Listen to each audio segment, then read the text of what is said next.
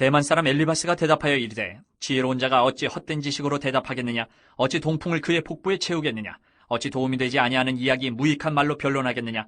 참으로 내가 하나님 경외하는 일을 그만두어 하나님 앞에 묵도하기를 그치게 하는구나. 내 죄악에 내 입을 가르치나니 내가 간사한 자의 혀를 좋아하는구나. 너를 정죄한 것은 내가 아니요 내 입이라. 내 입술이 내게 불리하게 증언하느니라. 내가 제일 먼저 난 사람이냐? 산들이 있기 전에 내가 출생하였느냐? 하나님의 오묘하심을 내가 들었느냐? 지혜를 홀로 가졌느냐? 내가 아는 것을 우리가 알지 못하는 것이 무엇이냐? 내가 깨달은 것을 우리가 소유하지 못한 것이 무엇이냐? 우리 중에는 머리가 흰 사람도 있고 연로한 사람도 있고 내 아버지보다 나이가 많은 사람도 있느니라. 하나님의 위로와 은밀하게 하시는 말씀이 내게 작은 것이냐? 어찌하여 내 마음에 불만스러워하며 내 눈을 번뜩거리며 내 영이 하나님께 분노를 터뜨리며 내 입을 놀리느냐? 사람이 어찌 깨끗하겠느냐? 여인에게서 난 자가 어찌 의롭겠느냐? 하나님은 거룩한 자들을 믿지 아니하시나니 하늘이라도 그가 보시기에 부정하거든. 하물며 악을 저지르기를 물마신같이 하는 가증하고 부패한 사람을 용납하시겠느냐? 새 친구들과 또 욥의 대화가 이제 한 사이클 끝났습니다. 그리고 다시 이제 엘리바스의 두 번째 말이 시작되지요. 욥이 하고 있는 이 얘기를 그리고 친구들과 대화를 주고받는 것을 보다가 자신들의 조언을 무시하는구나 싶어서 이제 엘리바스가 다시 비난을 하기 시작합니다. 처음에 엘리바스가 욥에게 이제 처음 얘기할 때는 부드러운 말씨로 회개하고 하나님에게 용서를 구해라. 또 친구를 위한 그 진실된 마음으로 권면을 했습니다. 그런데 친구들과 욥이 하는 이 대화를 들으면서 욥이 지금 하나님에게 무례하구나, 얘가 지금 어쩌려고 그러나, 이런 마음이 들었던 것 같습니다. 욥이 이제 대답을 다 하고 나서 다시 그래서 엘리바스가 제일 연장자였던 것 같습니다. 그리고 이제 새 친구들과의 대화가 이제 두 번째 파트로 넘어가는 단락에 지금 우리가 서 있는 겁니다. 욥이 지금 말하는 게 헛된 지식이다, 동풍이다, 이렇게 엘리바스가 비난을 합니다. 사막지대에서 불어오는 동풍, 열기가 가득한 바람이다. 욥의 지식은 이런 열풍을 품어서 생명이라고는 싹 틔울 수 없도록 만드는 정말 아무 가치 없는 그런 것이다, 이렇게 비난을 하고 있습니다. 3절과 같이 도움이 되지 않으면서 참 무익한 말이다, 네가 지금 하는 말들이 다 그런 거다, 비난을 하는 거예요. 4절, 엘리바스가 욥을 볼 때 욥은요 하나님 경외하는 일을 그만두었습니다. 하나님 앞에 묵도하기를 그쳤습니다. 심지어 너도 지금 하나님을 경외하기를 그만두고 지금 네가 하는 것 때문에 우리까지도 이런 피해를 입고 있다, 비난하고 있습니다. 신앙이 시들시들해진 친구를 비난하고 있는 것입니다. 지금 친구들이 막 권면을 해주고 조언을 해주고 하고 있는데 오히려 본인은 나는 무고하다, 이렇게 변론을 하고 있습니다. 욥, 너 지금 판단력을 상실했구나. 너가 지금 무고하다고 말하는 거는 스스로 죄인이라는 걸 증거하는 거야. 스스로 반박하고 변론할수록 너의 신실함은 빛을 발하게 되는 거야. 너의 온전함은 의심을 받을 수밖에 없어. 지금 엘리바스가 인과응보의 원리에 따라서 욥이 고난을 받고 하나님에게 벌을 받고 있는데 자기가 지금 무고하다고 주장하는 이 모습이 괘씸죄라는 것이죠. 엘리바스는 너무 답답한 심정으로 욥이 스스로 정죄하고 있다고, 욥이 스스로를 더 악화시키고 있다고 판단하였습니다. 엘리바스는 의로운 친구 욥이 거친 말을 뱉어가면서 스스로를 위험에 빠뜨리는 모습을 보고 당황스럽게 여기며 지금 비난하고 또 권면을 하는 거죠. 어떻게 말하면 이게 도저히 경건한 사람에게서 나올 말이 아니다 싶어서 깜짝 놀라가지고 욥을 비난하고 있는 것입니다.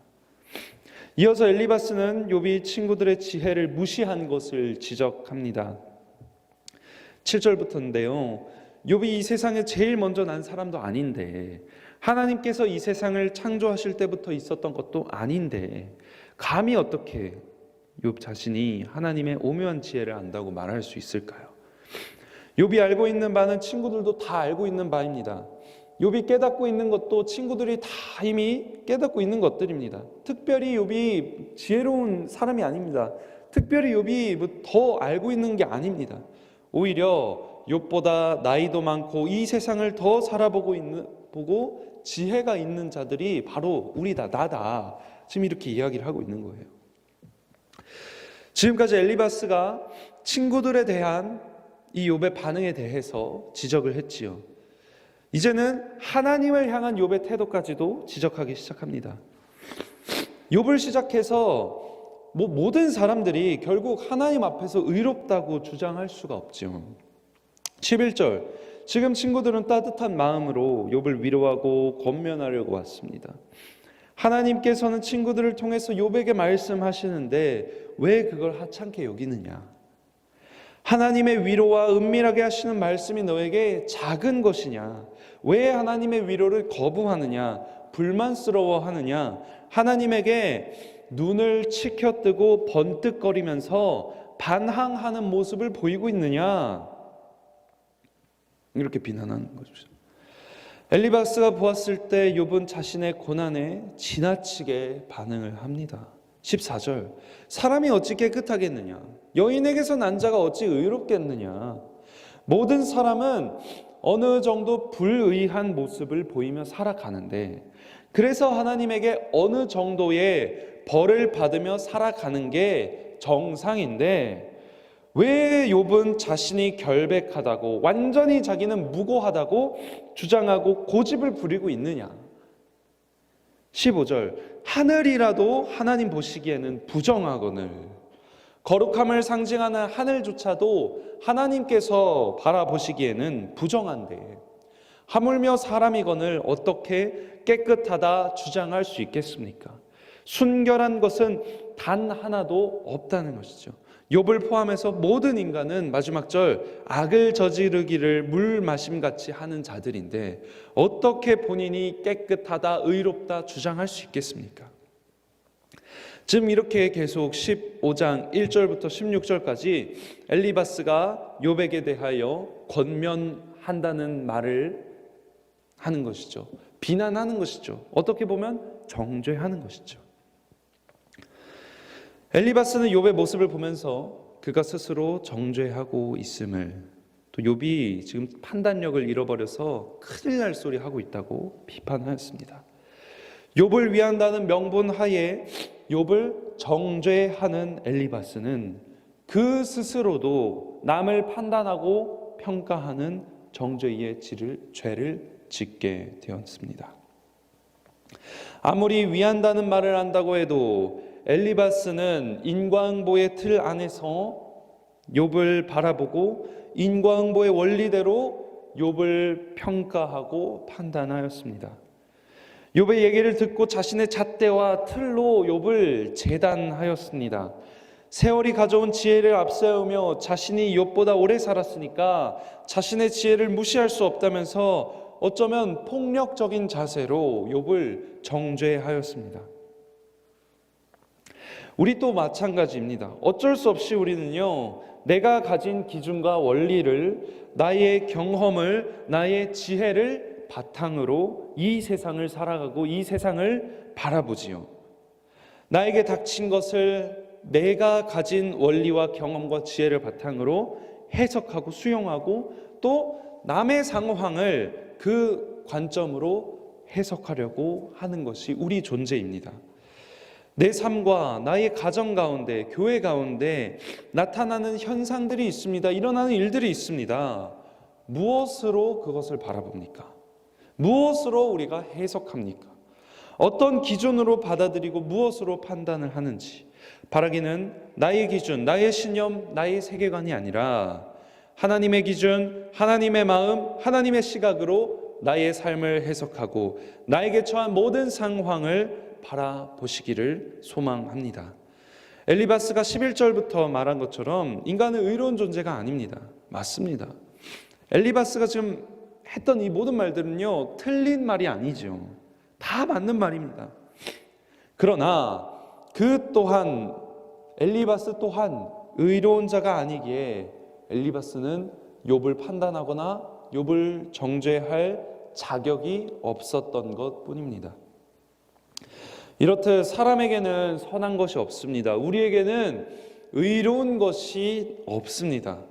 섣부른 판단으로 남을 정죄하는 실수를 범하지 않고 우리에게 필요한 것은 오히려 날선 판단과 정의가 아니라는 것을 이 시간 말씀을 통해 깨닫기를 소망합니다. 그리고 오히려 우리에게 필요한 것은 따뜻한 격려와 사랑, 수용이겠습니다. 엘리바스의 마음이 아닌 예수님의 마음을 품는 것이겠습니다. 내가 속한 공동체 가운데, 가정과 교회 가운데 날선 판단과 날선 정의가 아니라 예수님의 마음으로 사랑과 격려, 따뜻한 마음을 가지고 나아가기를 소망합니다. 오늘 우리 교회 가운데에서도 추수감사주일 모든 사역이 진행되는데 때때로 우리가 보기에 불만족스럽거나 불편하게 이건 좀 이렇게 하면 좋은데 싶은 것들이 다가올 수도 있습니다. 성도 간에 교제하는 가운데, 만남 가운데, 또 교회로 오고 가는 그 길 가운데 참 아쉬운 부분이 있을 수도 있지요.